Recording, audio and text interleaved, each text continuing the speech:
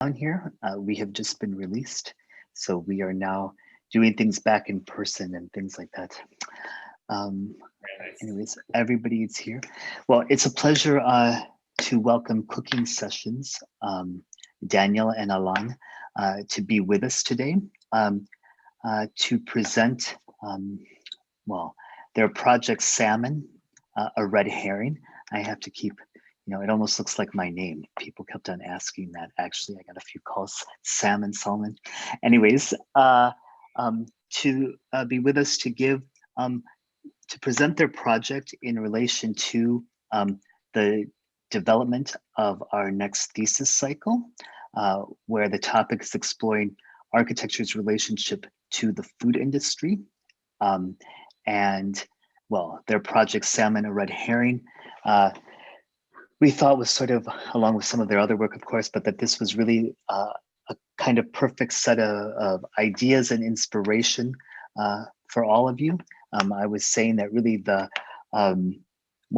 impetus for the invitation was actually Anna's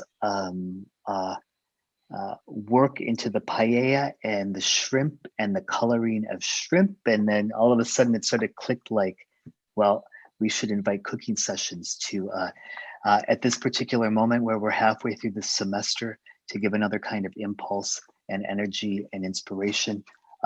Well, not only to you guys and a public audience, but also to Ludo and myself as the thesis development teaching team. So it's always nice to hear outside voices and to see where we have overlapping affinities for ways of working and thinking about the world. So at any rate, we give you the screen. I believe you're both beaming in from London, unless you went somewhere warmer with more sunshine. I don't know, but anyways, thank you so much for accepting this invitation, and we look forward to your presentation, but most especially into engaging in questions and answers afterwards. Maybe what the students don't know is that we also forwarded on the Thesis in Progress website.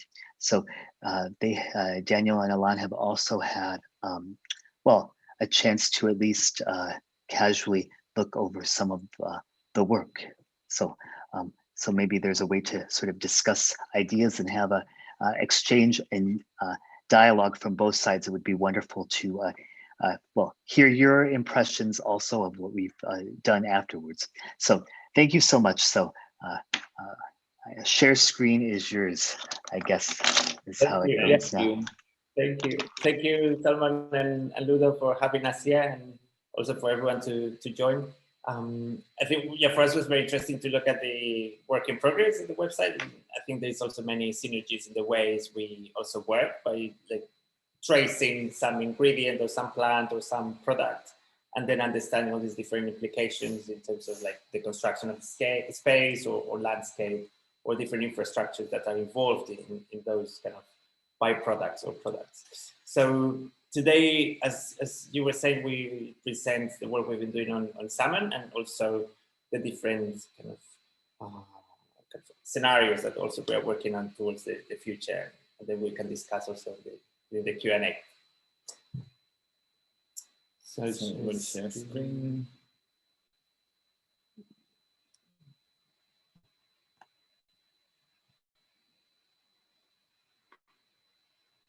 Right. Everyone, you see the screen.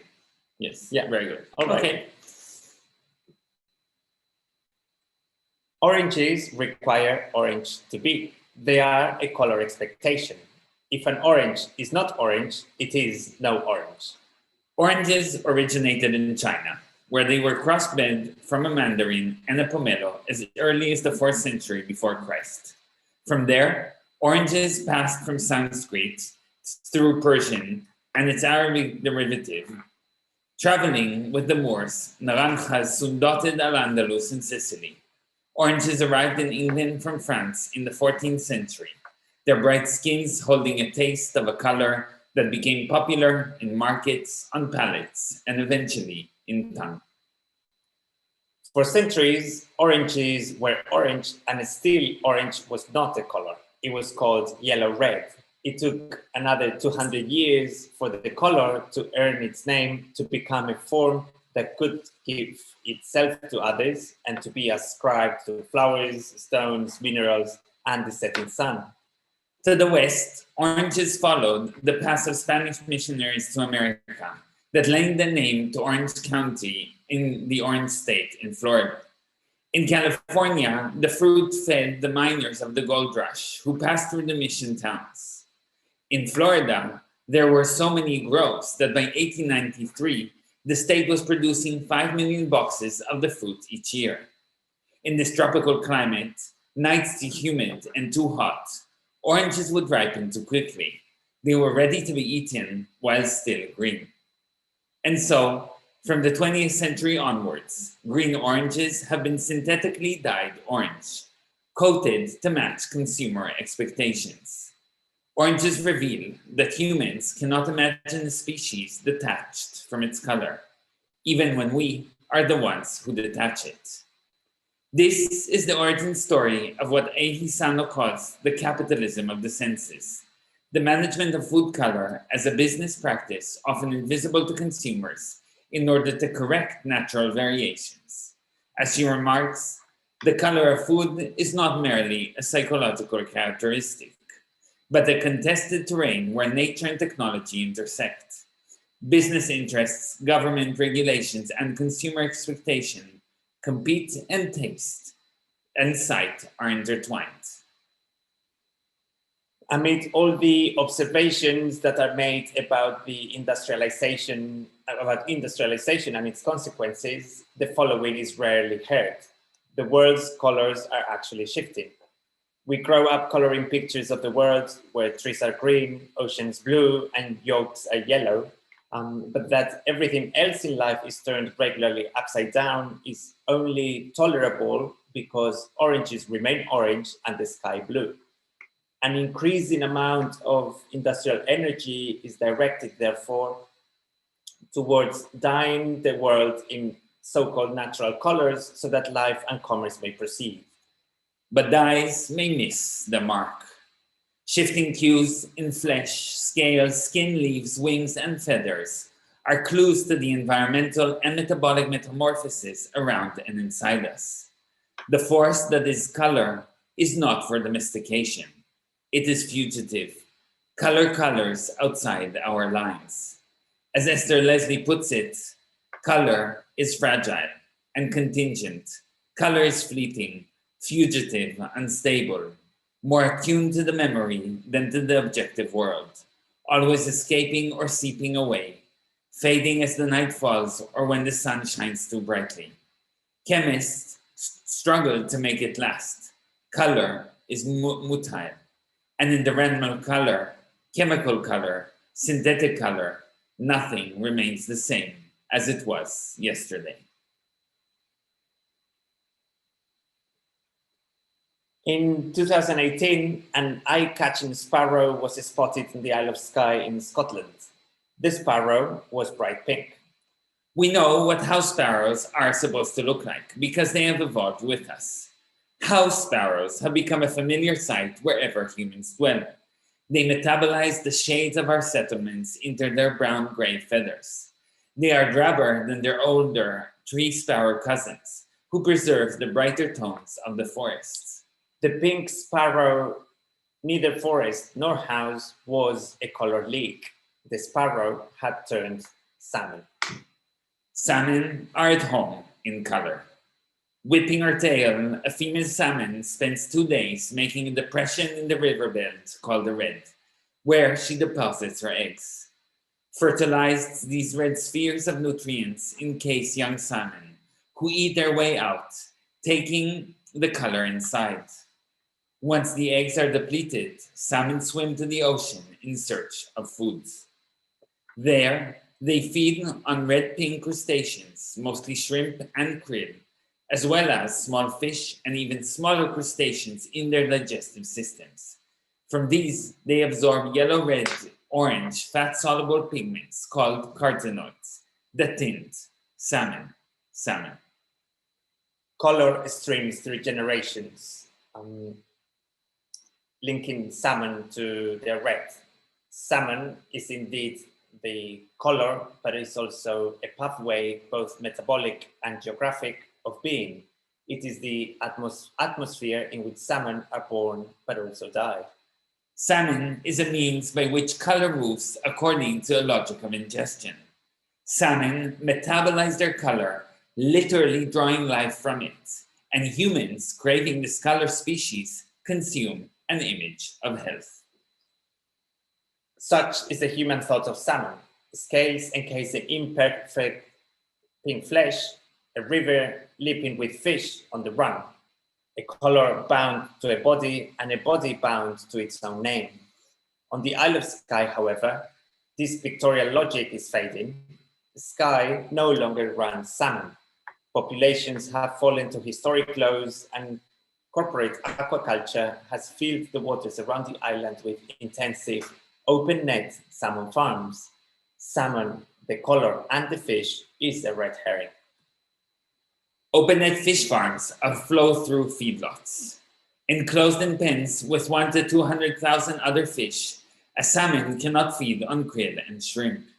Here, a salmon is naturally deprived of astaxanthin, the carotenoid that makes crustacean pink and protects its body from stress. A salmon's color reflects its well-being.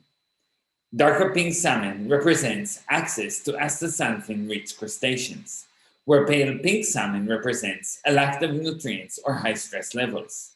Farmed salmon lacking these resources are no longer truly salmon. Their flesh tone is now closer to white-gray than red. Salmon the fish are cleared of salmon the color. Pigmentation in farmed salmon also profits from being photo-manipulated. Consumer demand requires fish all year round, and so many farms in northern latitudes mask the seasons through artificial light. Fluorescents mimicking summer sunshine are turned on and off, On and off, on and off, on and off. and on and off. Most salmon do not know seasonal darkness in their brief 18 months of captive life before slaughter. 100,000 lumen bulbs are an ingredient in a lighting recipe that creates unseasonal summer-like atmospheres. For farmed salmon, a year might have 2 summers, skipping a winter. Under the weight of accelerated growth, farmed salmon spines curve, eyes wrap, tails shorten, and jaws bend. More than 90% of farmed fish can indeed be considered deformed. Parasites like sea lice thrive on salmon bodies when they are cramped into the confines of the pen, easily multiplying as they jump between hosts. These parasites feed on the skin and blood of farmed salmon, causing lesions, stress, and in some cases, killing entire populations. Hundreds of kilos of feed, particles, and antibiotics, which are distributed through the hyper-efficient automated feeders that detect when the fish are hungry, below out in the surrounding water. Clouds of fish excrement sink and blanket the seafloor, stiffening oxygen and creating uninhabitable dead zones. Chemical runoff from these toxic toilets leads to disease and mutations in surrounding fish population. Salmon farms now dot the coasts of Scotland, Iceland, Chile, Ireland, Canada, and Tasmania, but they also affect the waters and lands of other countries, from South America to West Africa. Trawlers off the coast of Peru or Senegal, which sustainably source anchovies for feed pellets, are depleting local fish populations. These anchovies are mixed with soy protein from Brazil's Cerrado's tropical savanna, which is being cleared from farmland at a rate 50% faster than the Amazon. Salmon is a species cleared of the metabolic processes that constitute salmon, both color and fish.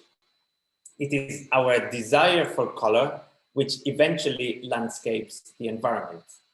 In natural habitats, animals use color to attract, warn, or camouflage. But the absence of a color indicates also sickness, a body removed from the social functions of an ecosystem. In captivity, where mating is replaced by artificial insemination and predators by disassembly lines, most color fades. Yet, to the human eye, a body without color is no body. So if food lacks color, or the body lacks the food that contains its color, then the body needs to be color fade. The equation feed conversion ratio is a tool to quantify the success of salmon. It indicates the precise quantity of feed pellets, 3 kilos, that equate to a biomass gain of 1 kilo. It is the efficiency ratio by which feed is best converted into food and color. These animals, which are neither beings nor objects, are the synthesis of ecology and economy. Living matter becomes a dislocated liquid volume cascading through planetary pipes that connect oceans with disassembly lines, mills, and packing facilities. Chicken and pigs are fed ground-up fish. Fish are fed ground-up pigs and chicken, and fish are fed ground-up fish. Millions of tons of animal travel the world as animal feed, and in every step, color additives supplement the food deficiencies of each industrialized species, coloring the flesh that flesh ingests. The pink sparrow on Skye, neither forest nor house, appeared at the end of one of these ferocious food chains. Its salmon feathers were a color leak, a sign. In farms, the color salmon lives outside the fish. Gray salmon must be fed an imitation of their natural color. Farmers cannot afford to feed krill or baby lobsters, and so, since the 1970s, a synthetic astaxanthin has been used to stain salmon in multiple pantons of salmon. At once gray and pink, there are salmon. 15 hues classify salmon, following 15 Pantone shades. You are looking at Pantone 1555U. I'm looking at Pantone 1565U. Are looking at Pantone 1625U. I'm looking at Pantone 1625U. Are looking at Pantone 1575U. I'm looking at Pantone 1575U. Are looking at Pantone 486U. I'm looking at Pantone 487U. Are looking at Pantone 1645U. I'm looking at Pantone 157U. Are looking at Pantone 1665U. I'm looking at Pantone 485U. Are looking at Pantone 234.7U. I'm looking at the 15 Pantones of salmon. The Samofan is a universal system used by the salmon industry to apply synthetic salmon tones to fish. Darker hued salmon, fed as more astaxanthin, are more expensive than lighter shades, while salmon lower than 23 on the scale are difficult to sell at any price. The salmon palette was invented by Hoffmann Laroche. After decades of producing food coloring and medicines derived from petrochemicals, Laroche took a special interest in synthetic astaxanthin in the 1990s. Their Samofan scale allows farm salmon and the farmers to decide the precise amount of astaxanthin to feed the fish according to the different tastes of their markets. We paint the world in colors we expect to see, and in doing so, we color our expectation. Yet salmon struggle to achieve the perfect salmon that consumers demand in their flesh, even with the aid of synthetic coloring. The salmon sparrow in Skye was a warning signal of this very possibility. A body consumed by the color of another species, a red flag. Since the advent of industrialism, color has been moving. It fades and it is fed, but it also morphs and changes, signaling environmental shifts. The most famous interspecies toxic class struggle of the 19th century is that of the moth. As factories rose between London and Manchester, both town and country darkened. Walls and streets were blackened, and the white lichen on the bark of trees on which white moth lurked faded. Formerly camouflaged, they became easy prey, and the rare kind of moth with black spots of melanin took their niche. By 1848, fully black specimens had become a common enough sight in Manchester that they were classified as their own species. Opposed to the white-bodied typica, the normal, the black-bodied moth was named Carbonaria. As if carried by the billowing plumes of chimneys and smokestacks, carbon gave itself to another form, animating carbon color, and by the end of the century, Carbonaria almost twice outnumbered typica. The struggle of the peppered moth signaled an ecochemical crisis. The moth mothed into atmospheric pollution. Like mothing moth, pigeons with darker feathers are now reproducing faster than their lighter fellows. They pigeon. Melanin is pigment and protection, drawing the ions of toxic trace metals from their bodies to their pinion. Zinc and sometimes lead deposited in their wings. Color coordinates them with their urban environment. Even after death, birds keep atmospheric toxins in their feathers. We can read the composition of urban air in the way feathers feather toxin. Ornithologists along the east coast of the US have noticed that some yellow-feathered birds have begun to mold crimson. Like the salmon sparrow in Skye, their body color and their species color no longer align. As temperatures rise in the area, plant life also has adapted, and so red honeysuckle berries now proliferate. When woodpeckers and waxwings feed on this once uncommon berry, they metabolize a red pigment that alters the color of their feathers. And when yellow woodpeckers feather invasive berry, we can tell that berries are turning rising temperature. Color then no longer follows through bodies, but rather bodies are following through color. Darwin today would not have written on the origins of species, but rather on the origins of color, as the contemporary struggle for life. Natural selection replaced by color selection. To sense that struggle, to see it, necessitates a vision that is interspecies and intraspectra. For color species do not hold to human expectations. Color species are at home in pathways that bind senses beyond sight. The bodies of lands that flow actually through color species are the atmosphere, the chromatmosphere in which color species live. Color species then are rewriting an anthropogenic natural history of forms of inhabitation. A bright pink foam of lead, cadmium, nickel, and mercury runs into India's Yamuna River from textile factories. This runoff leaches into the soil, warming up roots and making the vegetables that grow in the fields nearby taste fast fashion. Fast fashion flows from the river to the plants to the textile worker who eats them and back out again. In Mumbai, fast fashion metabolized 11 dog bodies, strays who swam in the Kasadi River to cool down amidst the summer heat and then turn cyan blue.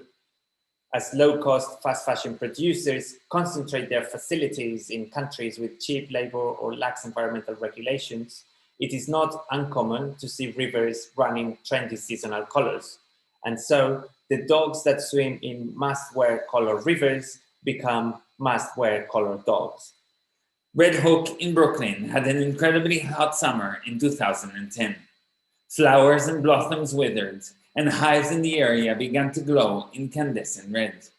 It seemed that starving bees had resorted to non-flower food sources, as the Brooklyn bees fed on cherry syrup from a nearby factory.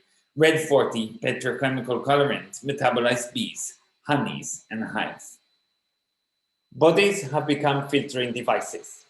Humans and animals are disposable hosts for synthetic color.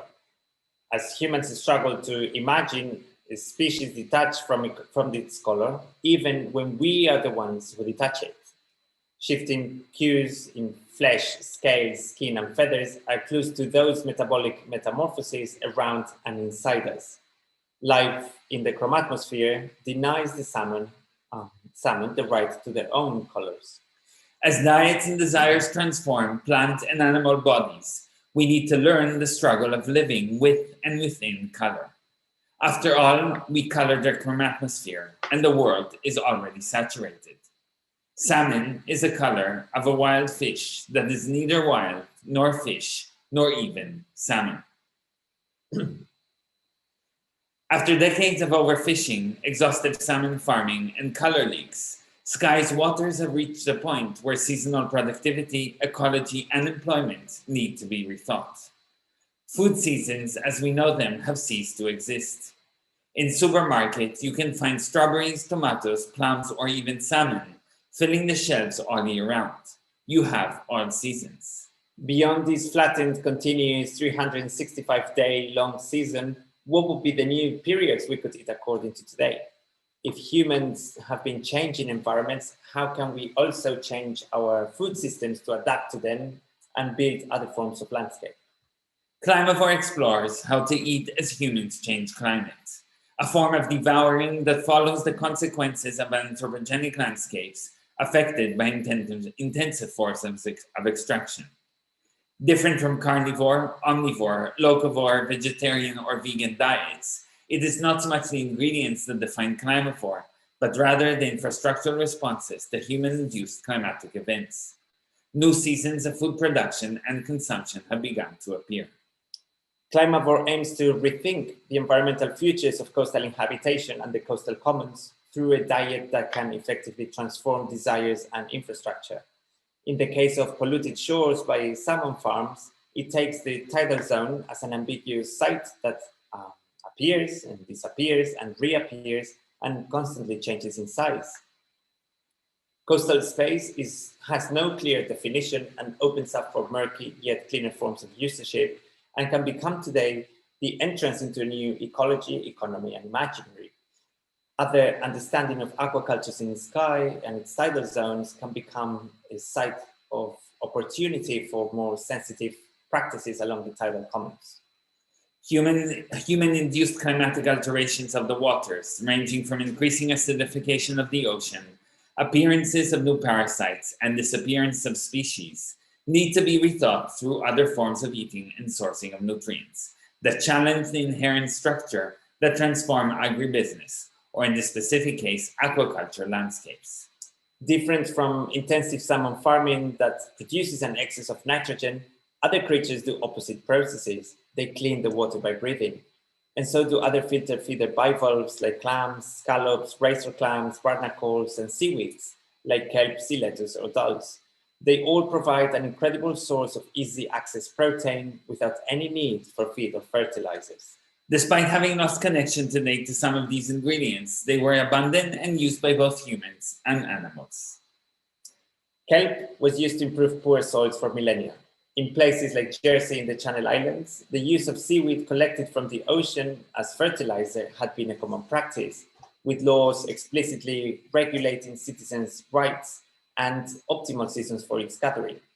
Certain varieties like kelp or bladderwrack had abounded quantities of minerals that, once laid on the fields, would slowly be released and accelerate the growth of vegetables and tubers.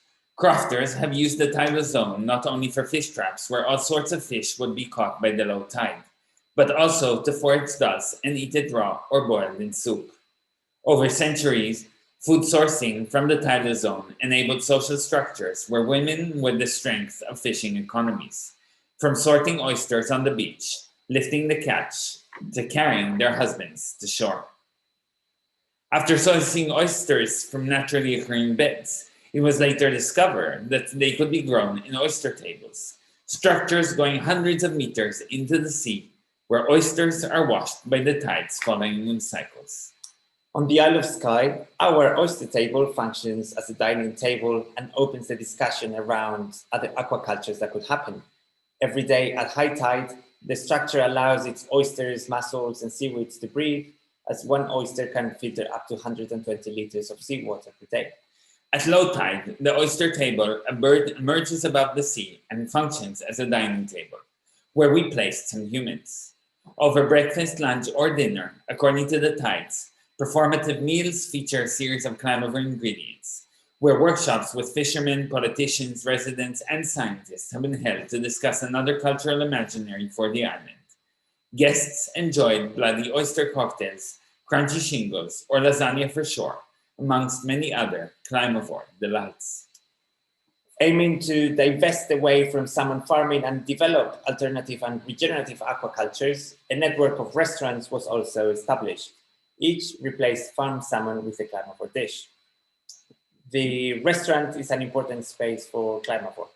As a modern facility, it emerged also in Paris under Bouillon Restaurant, which is the name of a soup to restore the body. And soon it became very popular. It became a place to restore not only the body, but also ecology. At the core of our project and exhibition, Salmon, a Red Herring, for Tate Britain, this movement has expanded with Tate's removal of salmon off its menu across all its cafes and restaurants, and an introduction of a climavore menu instead. The installation in the Art Now room follows these different color oddities and stories of the different species that are metabolizing color, or more correctly, are being metabolized by color.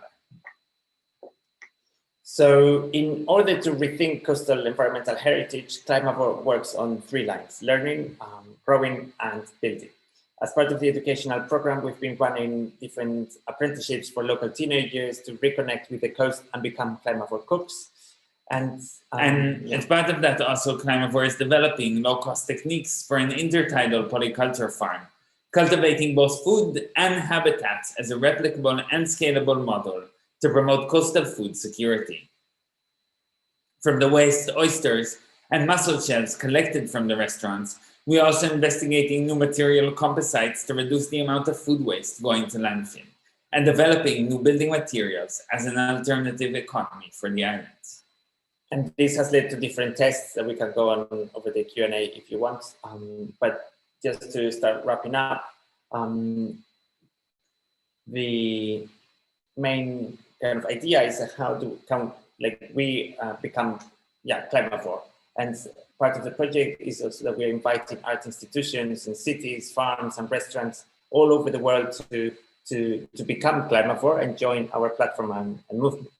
So to build better communities and food cultures by supporting the cultivation not only of food kind of sites, but also as ecological habitats to develop links between art and cultural spaces, restaurants, industry, and education. And with all of that, basically, Climavore questions how we can eat and help us determine what we eat as humans change the climate. So we will leave it here, and I'm very happy. Great, thank you very much for a very nice presentation. Maybe we can open the floor to some questions. Who would like to start? Michael? Thanks for the talk. I took especially note of the sentence, one of your sentences: species that metabolize color, or species that are metabolized by color. If I heard that correctly, it got me thinking about human beings as well, how we maybe metabolize color. I mean, there's these examples of people with lead poisoning or other heavy metals that slowly turn blue, but I'm wondering, I'm just trying to imagine, are there any other things that we knowingly or unknowingly show in our skins or our fingernails or in our hair? Do you know anything about this? Well, I think there are many examples. Many stories. I mean, and there are differences also between stories, right? So as you were saying, is the blue man, I think it's called, and someone that took, I don't know what kind of silver, I can't remember. But it's also sometimes what is even worse is that even sometimes that kind of poison or that color is not relevant. You don't see it in the skin, right? And I mean, you have, for instance, the phosphorus, how's it called? The phosphorus girls, I think it was during the uranium girls. I think it was like basically women working in match factories, and also on the one hand, and then the others were working in glow in the dark clocks for the aviation industry during the First World War, I think. And because they were like in touch with phosphorus and other radioactive substances to create that glow in the dark paint or the phosphorus for matches, the yellowness of these toxic compounds started kind of affecting their bodies. And it's not that they were changing color, the bodies were not necessarily changing color, but that translated into cancer, inflammation, and quite horrible kind of deformities in the diseases. So sometimes those colors are metabolized in us, right? But does not necessarily translate in color as in the case of salmon. Yeah. Yeah, interesting. Especially because it seems like something quite superficial or something. It's only the outside, right? It's only a color. Yeah. You could look at it this way, but it also demonstrates, well, far more larger or problematic things that lie beneath it. Yeah. Yeah. Thanks. Yeah, and I think also the history, I mean, and it relates a lot also to the history of class and race, right? And how basically kind of the different shades of skin color have changed in popularity and or kind of had different meanings or kind of projected kind of different social and racial status in different parts of the world at different times. And a lot of this astaxanthin thing, the compound that we speak about that kind of color salmon is also used today by people, you know, and you can take this kind of carotenoid pills basically to tint your skin. Yeah, and well, I don't know if you've been following the news. I think it was last year. There was so much social pressure against whitening creams that I think L'Oreal was forced to remove the term whitening from many of their products. So yeah, the whole history of cosmetics is quite long, contested. troubled. Yeah. So I remember during our project on the Netherlands, one of our guest lecturer mentioned that here in the Netherlands, they are very good at agricultural engineering, and they even provide tomatoes in different colors to different countries. So for example, Belgium likes it more orange, the Netherlands likes it more red. Yeah. So do you encounter any case that this color preference that is related to territory? Yes. So, I mean, I think in the case of salmon, basically, as we were speaking about, the different kind of shades of color in the salmon are indicating kind of market preferences of different areas. So like places like Japan or the West Coast of the United States would buy, or kind of consumers would prefer salmon that is more kind of close to like red or kind of a dark, very, very dark pink. And in Europe, we would be somewhere kind of more in the middle, etc. So yes, totally. That's something that like definitely exists with salmon. And I think there are like many other examples, like also in our book. We talk about it quite a lot. There's like a whole similar system with egg yolks. And actually recently, because in the kind of in some Asian countries, there was such preference kind of for deep, very, very deep kind of egg yolk. They had to invent deep red. I mean, yeah, it's kind of almost deep orange, sorry. They had to invent like a new color for the yolk scale. Maybe if I may, there's another question I have. This Salmon fan is being produced currently by DSM. Dutch State Mines. It's a company based in Delft right now, or at least they have a facility in Delft. Yeah. What do you think this means, that there's a company that produces, like it's basically a measurement or a standard or a benchmark which they produce, right? Are they also somehow involved as a chemical company in let's say, making it possible to make it those colors? As in, are they only measuring, or are they also influencing the color? Well, that's basically my question. Yeah, very good question. And we didn't talk about it, but it's in the book, we have a chapter on that also connecting to DSM. And the quote we had at the beginning from Esther Leslie is from this incredible book that we highly recommend, Synthetic Worlds. And she talks about the origins of the chemical industry based also on coal and the coal industry. And that's why also Dutch State Mines is part of the story. because all the synthetic colors of the world come from coal tar, which is the waste from producing coal. And that's how in the 19th century they discovered that they could just like make colors in the laboratory without having to go to plant indigo in India and so on and so on. So she traces that kind of history of pharmaceutical companies through the origins of coal, and then how it also evolved with petrochemical dyes. And then it's a bit like chicken and egg situation, right? It's like if they produce the color, then they are making those color needs, because farms then do not need to feed fish with their natural diet, which would be baby lobsters. That's very expensive, but why would you give fish the natural diet if you can just add a chemical? And that's kind of the problematics of kind of contemporary food production, that the more deficiencies are along the food chain in kind of industrial production, the more chemicals are added to supplement those and make it cheaper.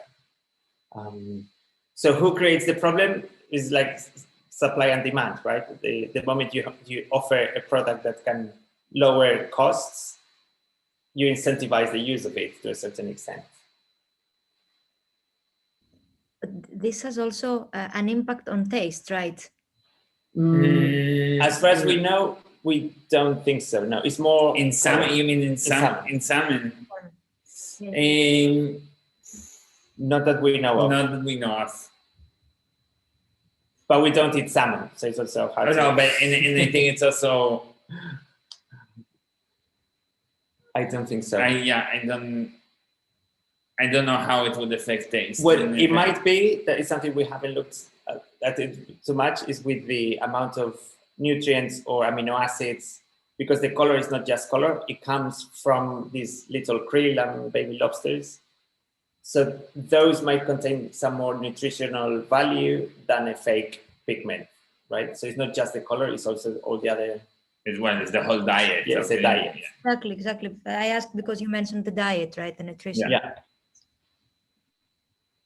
But But then also, you can also train like certain regions to, if you provide, if the colors are somehow specific to certain regions, depending on how they like their salmon, more reddish, more pink, you can also somehow you train the customers, right, to get used to this new, if it's there's indeed a difference in taste.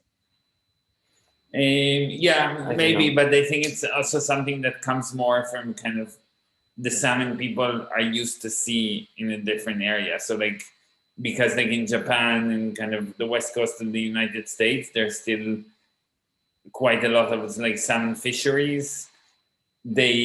And wild salmon are much darker in general than kind of their farm counterparts. I think there's also an association between the kind of what swims in the ocean and what people kind of historically, there's a certain cultural memory to a certain place. And I think to shift that is, yes, it's something, of course, that can be done, but it's not so much part of like something we're interested to do. Hello. Hello. I'm the one who has been researching about paella and shrimps, instant paella and shrimp production. And apparently the shrimps are also pigmented with carotenes just when they are cut, in the boats. And I was wondering, is there any extra process when they are frozen? Like after being frozen, do they add something else, or if there's any pigmentation related to that? When they're being frozen, I don't know. That we haven't looked into shrimp. We were looking at were more like the diseases. I guess you might have come across all these kind of melanosis. Yeah, well, there are like dozens of them. I can't remember all the names. Or like some parts of their bodies turning black, others turning white, others turning yellow, others turning blue, according to the different parasites, diseases that they develop in the shrimp farms. So that's, I'm sure there's tons of studies on discoloration actually, but we haven't looked at. No, so in the book, we kind of, there's a part that we really kind of look into kind of this process of like the decoloration of shrimp and how kind of shrimp do not shrimp any longer in the same way, but shrimp themselves in black and green and yellow and red according to kind of the different environmental conditions that they're growing. And then another question, maybe. You were showing many pictures of salmon farms or aquaculture, but all of them next to the water, or most of them, I think. Have you been researching also aquaculture, which takes place far from the sea or from the water? Far from the, what do you, on land? Yeah. Yes. In the case of salmon or in general? In general, yes. Yes, a bit. Yes, I mean, we did a project last year in Taiwan that was looking at the effects of like fish farms, like inland fish farms on kind of the coast of Taiwan. So yeah, it's something that we've looked. It's a whole kind of, it's a big topic. So like the ones that are off the coast, the problem is these open nets. So all the toxic sludge kind of makes all these dead zones around. In the case of Taiwan and other places, is that because they need like fresh water, they are not in the ocean, so you need fresh water, as you may probably know, and then that is kind of leading to subsidence. So you have entire areas in Taiwan that are kind of sinking like meters because of the change in the aquifer, the groundwater aquifer. Do you have all this in your book? I mean, the Taiwan part, no. No, that's okay. your part. But it's on our website. Yeah. Great, thank you. Hi. I had a question more about your research, actually. So, because we have been through the similar process of trying to trace the provenance of the products we were researching. Yeah. And what was actually interesting was how visible certain things are marketed as and how invisible certain things remain when it especially comes to these environmental impacts these products have, right? Yeah. So in your research, how easy was or how difficult was it for you to trace all these sustainable impacts or environmental impacts about this? It's easy or difficult. It's a bit difficult to answer how difficult something was, but it's something that we've been dedicating ourselves to like many years. So we've been working on this project now since 2016, and it has had many stages to it. So kind of first we started by looking at the effects of fish farms on the environment, and then kind of the story of color is a new kind of chapter that we developed like in the past couple of years for the exhibition that we did at Tate and for the book that came out together with that. So yeah, I think it's something like it's a project that it's a long-term project and it evolves, and I think that for us in our work is a very important thing, like how we do kind of projects for a very like long duration, and how do you use kind of a species like salmon to explore multiple kind of issues, ecological issues on a planetary scale. And I think the way the project started was by invitation of a local arts organization in Skye to do a project there. And it also, I think, something that we learned a lot, that the more you talk to people that are kind of like on the kind of on site, the more you kind of contribute to the discussion. So in that case, we've been like in conversation with like a lot of people for years.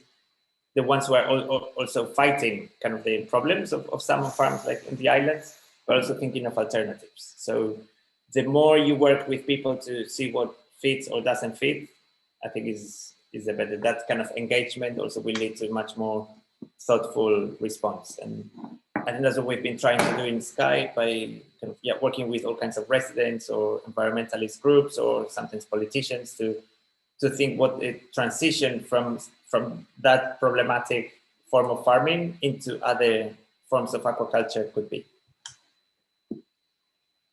Thank you. Hi, I want to ask something about this the climaphore that you were talking about. How do you relate it with the salmon fan color? Is it related with this concept of climaphore? Yeah. Well, basically it's kind of trying to propose something completely opposite, right? So after understanding all the problems of color and salmon, farmed salmon, we started thinking what would be a climate or approach to that in terms of alternatives. And this is when we are working on that transition from salmon into other forms of aquaculture, like seaweeds or oysters or mussels that clean the water by breathing instead of polluting it. So it's actually moving away from farm salmon. Yeah, and generating alternatives.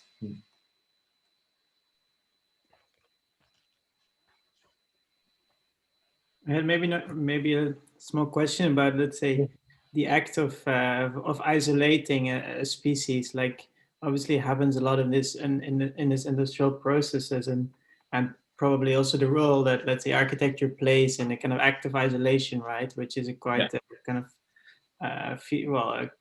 quite an intense gesture in a way, and whether you can reflect a bit on the role that architecture can play or should play in these kind of roles of, let's say, connecting and isolating species in maybe through the lens of this species. Yeah, well, I mean, I think for us, it's a lot of the question of today, or at least what the work that we are doing is how do we think of like production, like a food production landscapes as kind of producing habitats, right, and producing kind of ecological systems rather than producing like food. And in that sense, I think this is where there needs to be quite a radical shift. And yes, I think architects have a very big role to play because, like, in a sense, architects, you know, like architects and engineers, and I think the Netherlands is kind of a very good example for that, have been like incredible in kind of isolating process and kind of mechanizing and industrializing and kind of making all of these like food production processes extremely efficient, and that has kind of been done by, you know, in making kind of everything in different kind of compartments and isolating like each kind of part of the process and making it, you know, the most efficient it can be.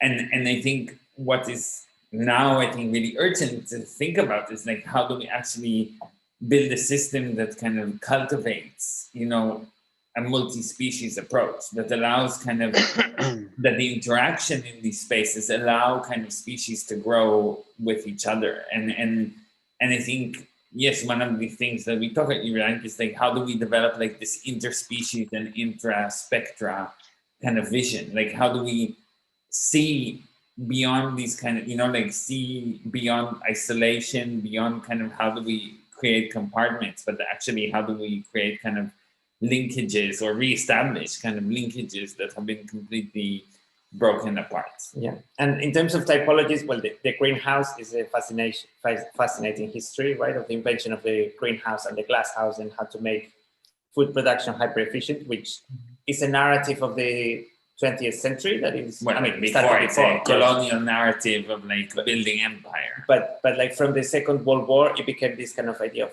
the modernity and efficiency, right? And rightly so, I think it brought a lot of like development, so-called development, but also it has other ecological problems that now we are starting to understand more and more, right?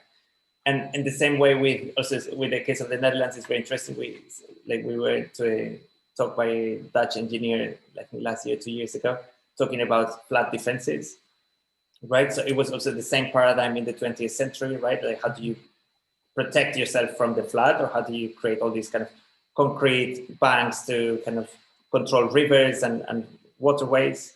But now more and more also they are realizing that actually like all these kind of edges need to be soft edges. And now the paradigm is shifting from these very hard kind of lines and barriers into wetlands and buffer zones that actually are much more kind of helpful sometimes to kind of decrease the impact of the sea in case of a storm. So that equivalent process, I think that's what needs to be a lot of like work done. How do we transition again from these highly efficient monocrop cultivation spaces into perhaps less economically efficient in the short term, but more ecologically kind of beneficial in the long term?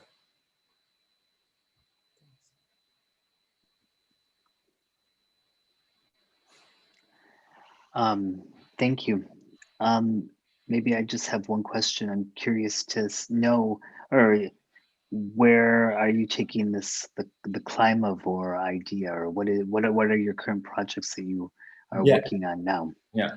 So how do you go beyond salmon? What's your next red herring?